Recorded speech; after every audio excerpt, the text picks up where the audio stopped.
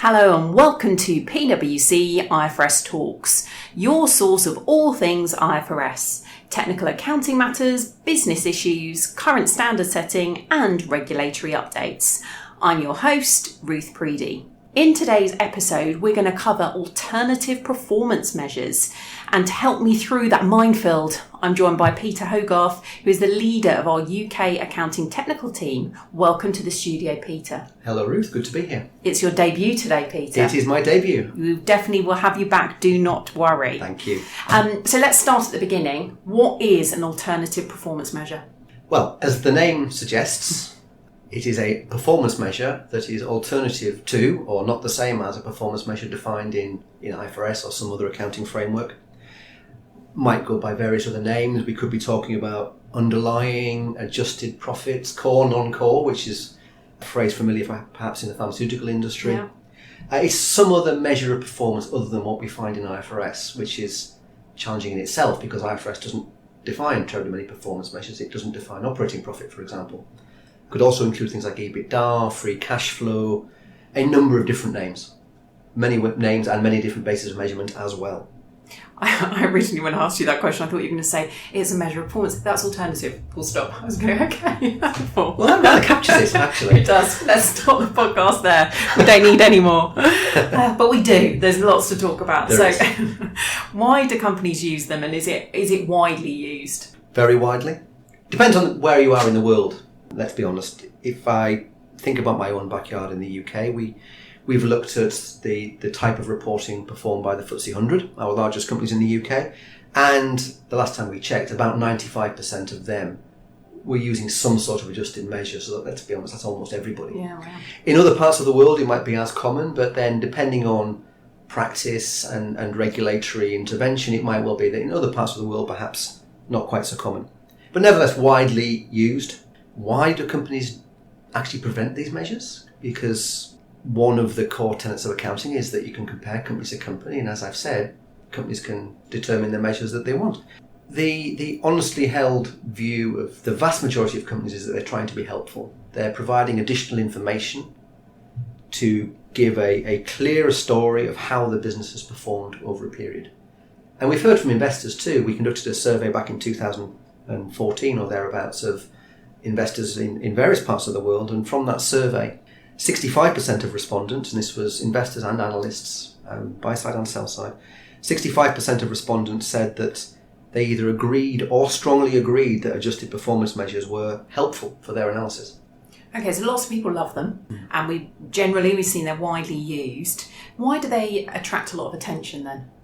I think it starts to flow from what I've already said, that because APMs aren't defined and companies can calculate their measures how they choose, there's a lot of inconsistency, lack of transparency perhaps, and there's a concern that because of that freedom, companies are adjusting out for the bad news and not necessarily the good.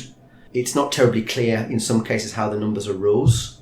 Therefore, our company's actually telling the story they wanted to tell rather than what actually happened in the year. In other words, here was our budget, wasn't it good, rather than talk about the various variances that might have occurred over the course of the year.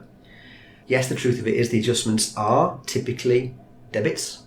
Things like restructuring costs, amortization, sometimes amortization of acquisition intangibles, sometimes amortization of everything, share-based payments, impairments. So are we really talking actually about earnings before debits or earnings before bad stuff? Really? A different bit of research, still in 2014, that I've seen, not by PwC on this particular case, looked at the S&P 500 companies, and the evidence from that study in 2014 was that adjusted earnings across the S&P 500 was $132 billion, or 22% higher than the equivalent GAAP number. So there are a lot of debits out there which it would seem aren't being considered when companies are talking about their performance. Hence the cynicism, hence the media comment, what about this big debit?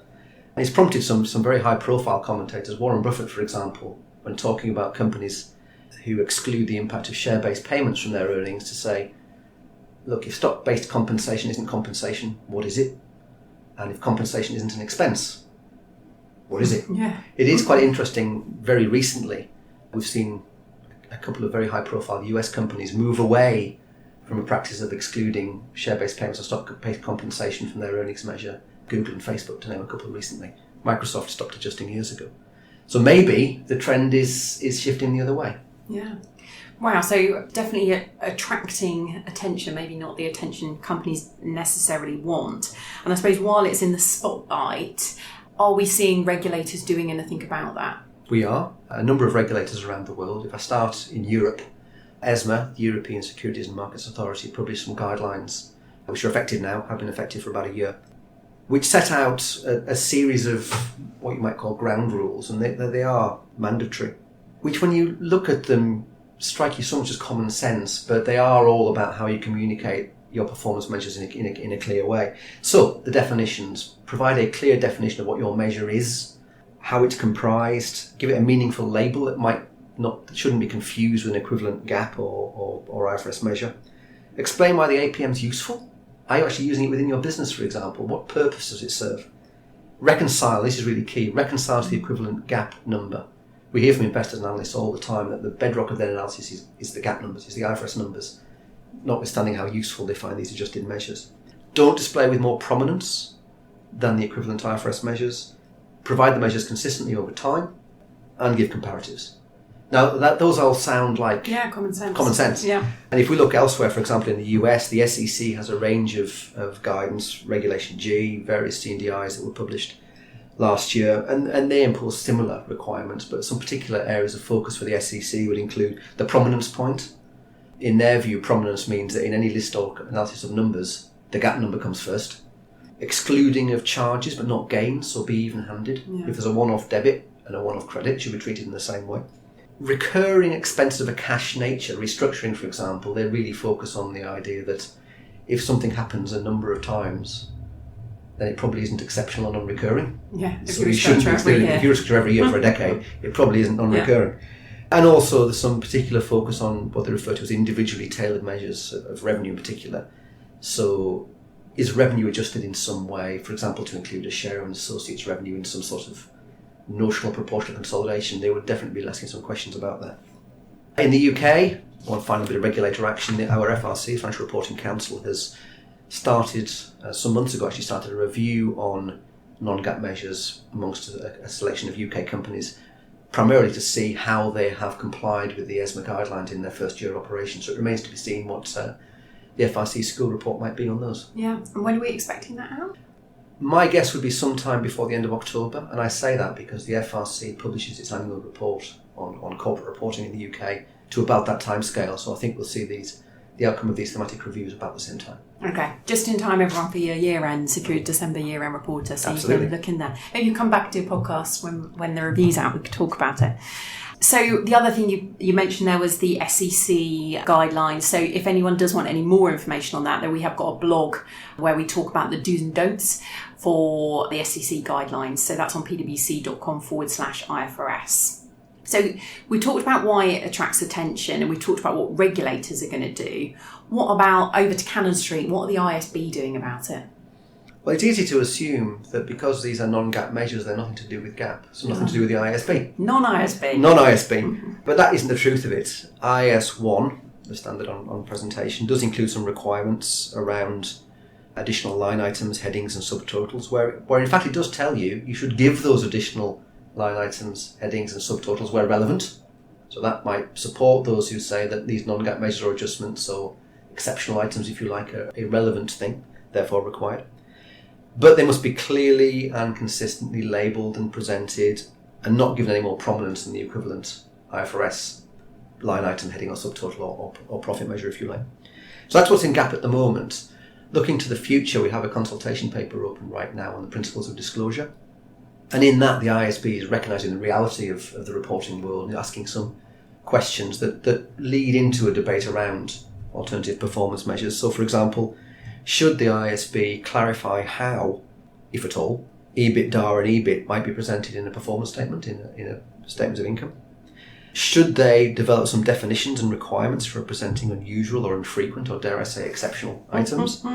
Or should they introduce some sort of general standard or requirement for all performance measures? And if you look at the consultation paper, what they propose looks rather like the ESMA guidelines, actually. So should they bring something like the ESMA guidelines within the scope of IFRS? I'm imagining this like there's the IFRS bit, nice big chunk, and then next to it there is just like a book of definitions about every possible non-core adjusted APM you could ever have. Well, it could come to it. It could come to it. I don't want to read that book. We could have a big old series on that. So we talked there about what the ISB is doing. You must look at hundreds of sets of accounts a year, Peter. What are some of the common pitfalls you see?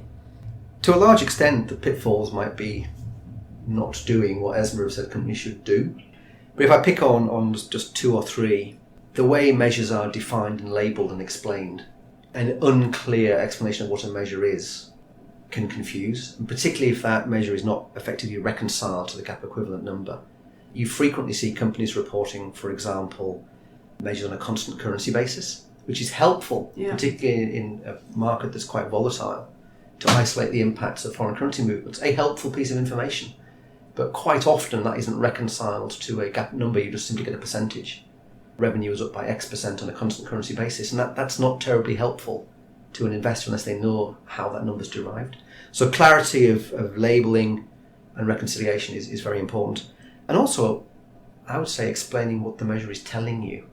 Here is a measure, well, so what? What does it tell me that the equivalent gap measure doesn't tell me? The absence of that leaves people scope to be cynical and be critical, and the media to make comments about this is all about earnings before the bad stuff. Yeah. Okay, so probably a little bit repetitive, but talking about common pitfalls, let's end on Peter's top tips. What are your top tips for people that are looking at their APM disclosures and thinking how they can improve them? Well, we're supposed to always do these in threes, aren't we? Yeah. I'd like top 10, but you can give me top 3. How long have you got? If I was to pick on 3, it might just be 3 words that mean very similar things, but clear definitions and labels, good explanations and reconciliations to the gap equivalent, and overall, transparency is key. Okay. So leaving there on Peter's top 3 tips. You could have a regular slot every 2 weeks, Peter. Although Peter's top 3 tips is quite hard to say. We'll have to come up with lots of top 3 tips, Peter. You need to start writing them. Okay, so I hope you enjoyed the podcast today. We talked about alternative performance measures. What are they? Why do they attract so much attention? What are the regulators doing about it? And what's the standard setter doing about it? And then, like we said, we ended, I'll see if I can get it out, with Peter's top 3 tips. I'm going to have a ring tune on that. But thanks for joining us, Peter. Thank you for listening. I'm Ruth Preedy. Happy accounting. The preceding programme was brought to you by PricewaterhouseCoopers LLP. This content is for general information purposes and is not a substitute for consultation with professional advisors.